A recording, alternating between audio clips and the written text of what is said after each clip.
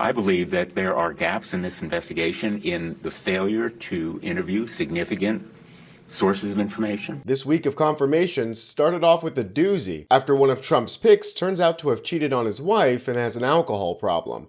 And no, I'm not talking about Brett Kavanaugh. Creepy calendar about lifting weights with PJ and Squee and Donkey Dong Doug. Pete Hegseth was absolutely nailed to the wall earlier today. The questioning from Senators Duckworth and Warren were absolutely brutal. But one thing that seems to have gone under the radar, considering Trump's obsession with an unjust FBI, is that the FBI background check into Pete Hegseth never made its way to Senate Democrats, and it looks like it never will. The FBI's report on Hegseth was made only available to the chairman and the ranking member of the Armed Services Committee, not the rank-and-file senators on the committee. While the chairman is a Republican, the ranking member of the Armed Services Committee is luckily a Democrat. So we have some understanding of what was in the report. But as you'll see in just a second, they're doing everything they can to make sure that the regular rank-and-file isn't going to get that report. Here's Senator Reid asking for the report to be released during Hegseth's confirmation. Both sides have suggested that they get the report. I know your colleagues have asked for it.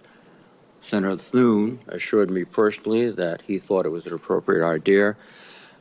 So I would ask, and I would say too, as a precedent, one of President Trump's appointees had similar, very complicated personal issues. The report was made available to all the members of the committee. We would be following precedent, and I ask that that be made possible. Again, there's been much discussion about this.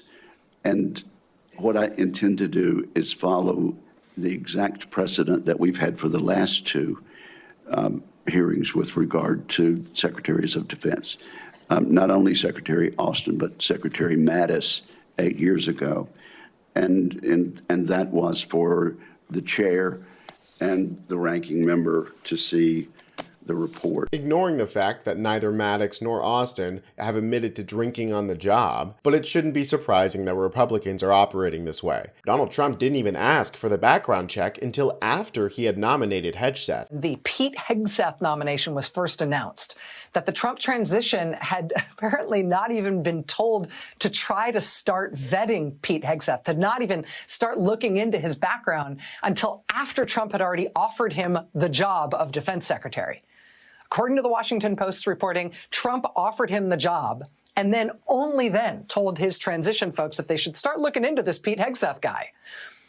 Well, when you're running your transition like that, when you're putting that kind of deliberation and care and forethought into making a big, important decision for the country like that, yeah, I bet you are blindsided by the police report that then surfaces detailing the rape allegation against him and the details of the hush money settlement he paid to the woman who made that allegation. The Trump transition, in all its competence, was reportedly equally bewildered to learn of all the workplace allegations against Hegseth, allegations of him drinking on the job, and the history of him being forced out of the not one but two pro-Iraq war advocacy groups he ran that were both run into the ground financially under his leadership. They had no idea.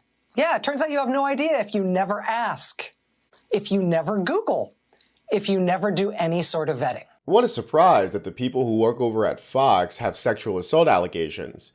Oh, that's right, hiring sexual assaulters is just how they operate things over there. But of course they don't want the report to be released, because it turns out that the background check into Pete Hegseth wasn't exactly up to snuff. What senators have been told from Adam Smith about the details of that report don't exactly sound like the report was very thorough. Was this a thorough FBI investigation, in your opinion?